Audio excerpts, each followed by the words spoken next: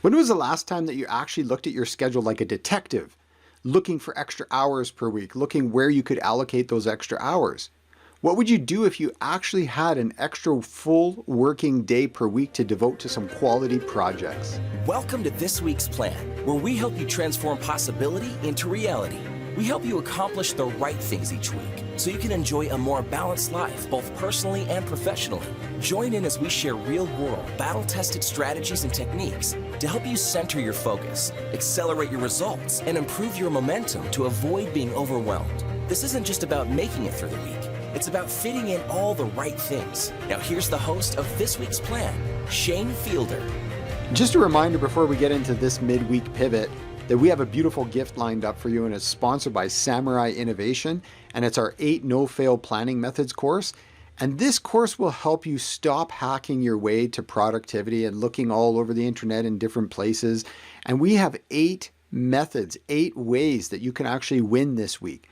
So what you want to do is go to nofailplans.com. All the information's there. It's on the house, and it's our gift to you for being a listener at This Week's Plan. Your return on your time. So I want you to just think for a minute to step back. Step back for a minute and review your calendar for the last couple weeks. I want to encourage you to look at where are the gaps in your calendar. When you look back in the week, what I do is I do time blocking and I put in all the different things in my week that I need to do. But one of the secrets is I actually go back and I edit those time blocks after the events. So if I said something was going to take an hour and it actually took 90 minutes, I actually extend that time block in my calendar so that I have a historical record of going through my calendar and looking where I won and where maybe I had some cracks in the week, or where some emergencies happened or some opportunities came up that I didn't plan for. So look for those gaps in your week and then ask yourself, what were you doing in those gaps? What created the gaps? You might have a lot more gaps that you have no accountability toward. And you say, Shane, I actually don't know what I was doing. And it might have been in those times you were doing some less productive things, and that's okay. It may mean that you need to plan more mental breaks into your schedule so that you can actually take a 15 or 20 minute break, distraction free, and go clear your mind, whether that's going for a walk or, yeah, maybe that's the time you check your social channels and see what's going on in those feeds and things like that. And then you go back into the project. The key is, how can you use this intelligence that you gain through this review to either create boundaries going into the rest of this week and next week, or can you create some more productive blocks of time that you can actually use those to move the needle forward? That's how you can actually create a better return on your time. All right. Are you at the top of the mountain? Are you on top of your game this week? Are things flowing effortlessly and going really great for you? Then it's time to accelerate. So we've reached the acceleration question, which is, where can you amplify or invest some time this week into building greater progress? How can you just stop and pause today and say, for the next 2 to 3 days of this week, where can I just add a little extra in? Where can I do another couple inches worth of productivity? How can I gain a little bit more progress? How can I leverage the time and talent and energy of my team or the people that I work with?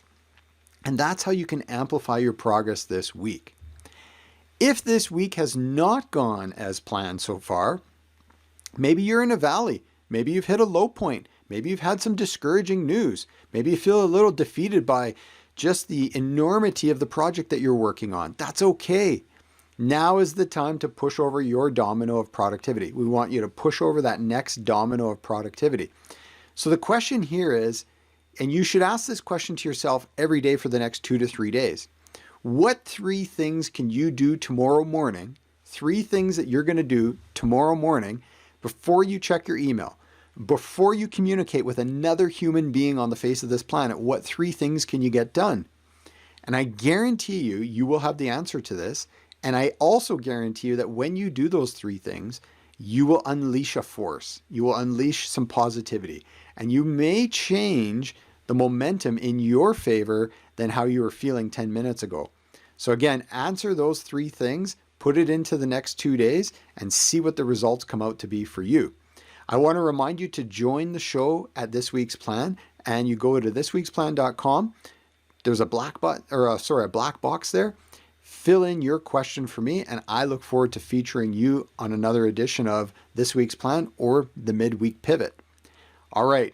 Let me know by email how you're doing, how this is working for you, Or if you're over in the land of YouTube or some of our other areas like LinkedIn, then leave a comment where you're seeing this, and I look forward to conversing with you. Domo arigato. We appreciate you joining in this episode of This Week's Plan. For more complimentary resources and strategies to help you develop greater work-life harmony, head to samuraiinnovation.com/podcast and become a dojo member when you claim your free resource that's waiting for you. You'll also find more techniques that will leverage your potential and grow your business exclusively at samuraiinnovation.com. We look forward to helping you fit in all the right things on the next episode of This Week's Plan.